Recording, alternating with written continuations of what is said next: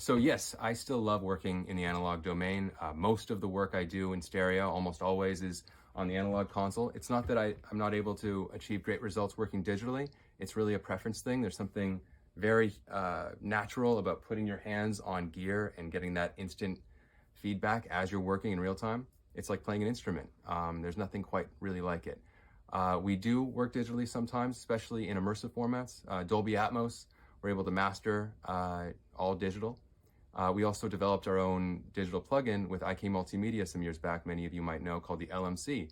But my heart definitely still is working with analog gear. I still love doing that.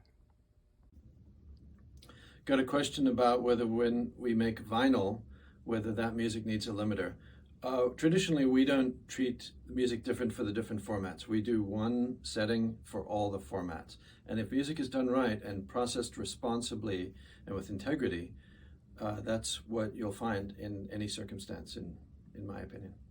So it's very important to me. It's a very collaborative musical process.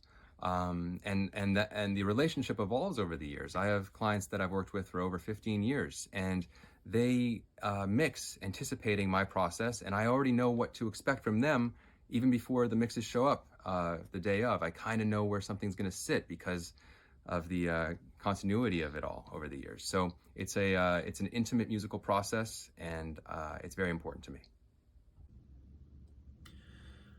Regarding the question about the relevance of a particular DAW, it's one piece of gear in a chain of events, in a chain of gear. So it's relevant, and the differences are a part of the digital to analog conversion, the clocking, and so much else. So there's no one thing that can change your chain. Your chain has to work as a whole, and you have to experiment and figure out which things work with which things. Everything sounds pretty good these days. You got to combine it properly.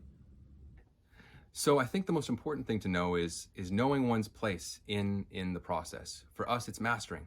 So we offer that service.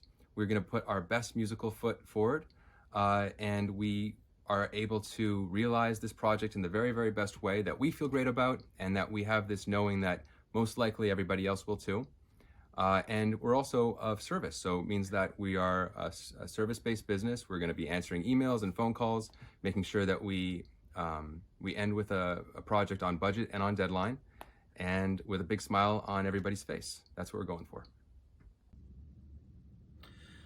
I received a question about putting mic pre's on the output to give a little bit of grit and warmth to a mix.